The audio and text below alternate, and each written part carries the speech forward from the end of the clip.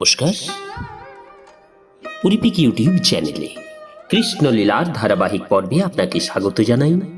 আজকের পর্ব উদ্ধব বৃন্দাবনে এলেন।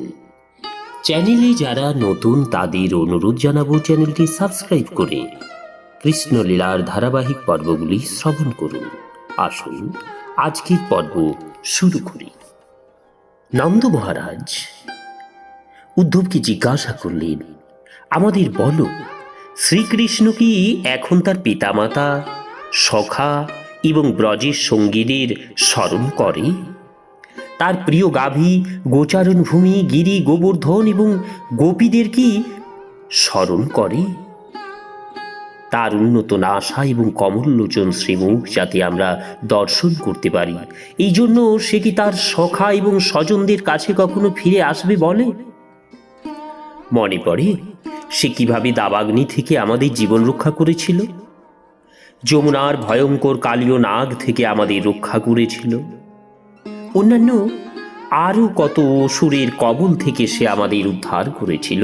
এইভাবে নানা বিপদ থেকে আমাদের রক্ষা করায় আমাদের শুধু তার প্রতি অপার কৃতজ্ঞতা আমরা বোধ করি। হে প্রিয় উদ্ধব, শ্রীকৃষ্ণের সুন্দর বদন, লোচন এবং তার বিভিন্ন বৃন্দাবন লীলা চিন্তা করে আমরা এমনই অভিভূত হয়ে পড়ি যে আমরা তখন আদৌ তার কোনো কাজ করতে পারি না।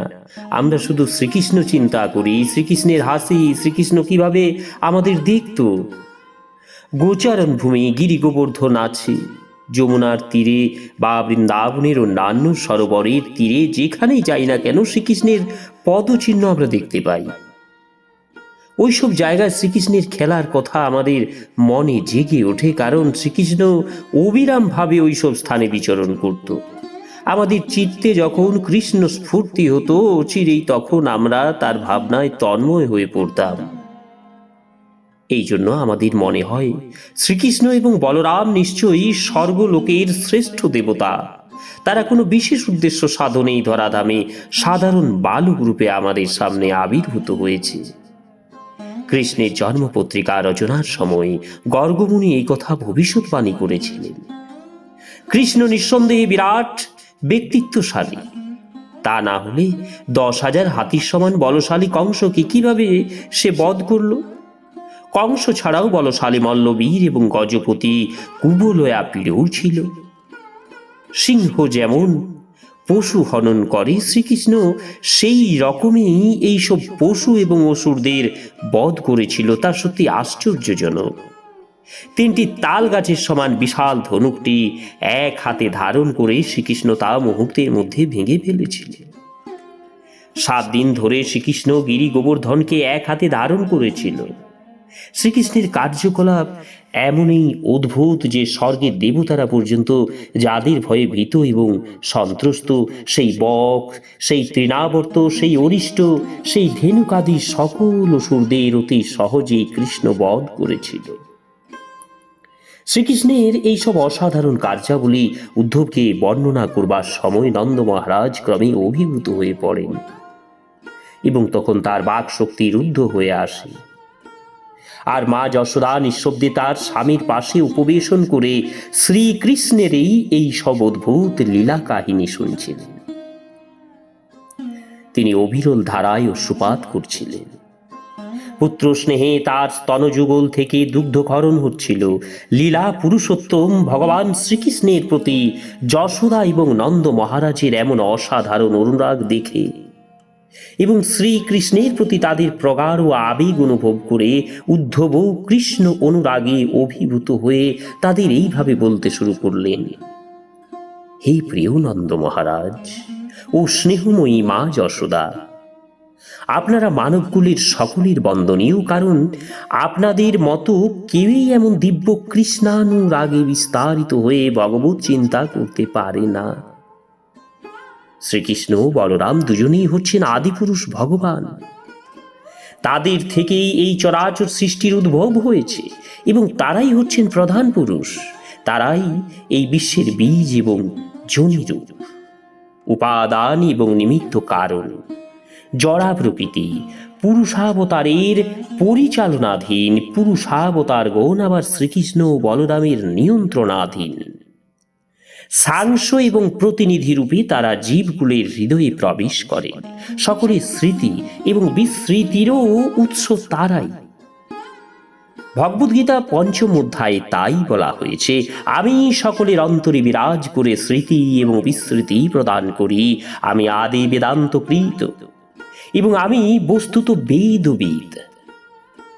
মৃত্যুর সময় মুহূর্ত কালেও যদি কেউ শুদ্ধ চিত্তে শ্রীকৃষ্ণে মনোনিবেশ করে, জড় দেহ ত্যাগ করে আলোকোজ্জ্বল সূর্যোদয়ের মতো সেও তার আদি চিন্ময় দেহে আবির্ভূত হওয়ার যোগ্যতা লাভ করে। এইভাবে ইহলোক ত্যাগ করে অচিরেই সেই চিন্ময় লোকে বৈকুণ্ঠে প্রবেশ করে। এই হচ্ছে কৃষ্ণ ভাবনামৃত অনুশীলনের সুফল।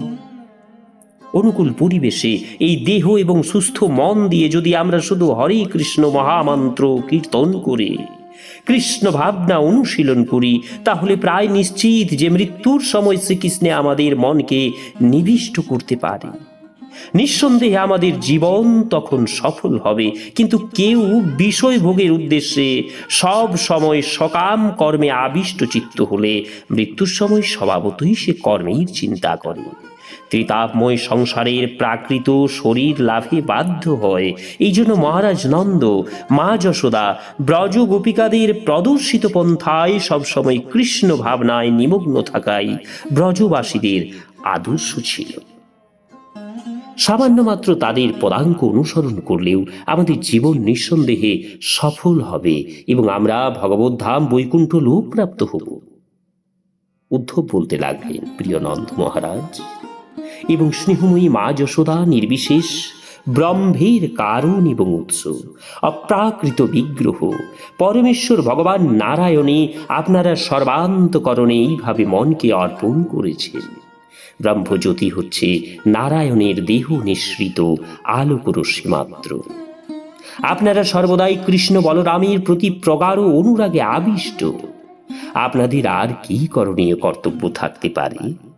কৃষ্ণ শীঘ্রই বৃন্দাবনে ফিরে আসবে এবং স্বয়ং উপস্থিত হয়ে আপনাদের দুজনকে পরিতুষ্ট করবে। এই সংবাদ আমি কৃষ্ণের কাছ থেকে এখানে নিয়ে এসেছি। কৃষ্ণ প্রতিশ্রুতি দিয়েছে যে মথুরায় তার কাজ শেষ করেই সে বৃন্দাবনে ফিরে আসবে। এই প্রতিশ্রুতি সে নিশ্চয়ই পূর্ণ করবে। এই জন্য আপনাদের দুজনকেই আমি অনুরোধ করছি, আপনারা কৃষ্ণ বিরহে কাতর হবেন না। আপনারা সবচেয়ে ভাগ্যবান, আমাদের সৌভাগ্যের তুলনা নেই। সারাদিন 24 ঘন্টাই আপনারা ইতিমধ্যে কৃষ্ণের উপস্থিতি অনুভব করেছেন। তবুও কৃষ্ণ স্বয়ং ব্রজে আসবে এবং আপনাদের সঙ্গে শীঘ্রই সাক্ষাৎ করবে। আগুন বা তাপ যেমন কাঠের মধ্যে সর্বত্র বিরাজমান, কৃষ্ণ সেই রকম সর্বত্র এবং সকলের অন্তরে অবস্থান করছে। যেহেতু কৃষ্ণ সকলের অন্তর্যামী পরমাত্মা, তিনি কারো শত্রু নন, কারোর মিত্রও নন। কেউ তার সমকক্ষ নয়, আবার কেউ তার থেকে শ্রেষ্ঠও নয়। বস্তুত কেউ তার পিতা, মাতা, স্বজন বা ভ্রাতা নন। মৈত্রী, প্রীতি, ভালোবাসা এবং সমাজে তার কোনো প্রয়োজন নেই। কৃষ্ণের দেহ প্রাকৃত নয়। তিনি কখনো একজন সাধারণ মানব রূপে জন্মগ্রহণ করেন না বা আবির্ভূতও হন না। কর্মফলাধীন সাধারণ জীবকুলের মতো তিনি কখনো উচ্চ বা নীচ যোনিতে আবির্ভূত হন না। ভক্তকুলকে রক্ষা করবার উদ্দেশ্যে আত্মমায়ার প্রভাবে তিনি ধরাধামে আবির্ভূত হন। তিনি কখনো মাইক গুণের দ্বারা প্রভাবিত হন না। কিন্তু তিনি যখন জড় জগতে আবির্ভূত হন, তখন আপাত দৃষ্টিতে মনে হয় তিনি যেন একজন সাধারণ মায়াবিষ্ট মানুষের মতো কাজ করছেন। তিনি নির্গুণ এবং বস্তুত নিখিল সৃষ্টি তত্ত্বাবধায়ক।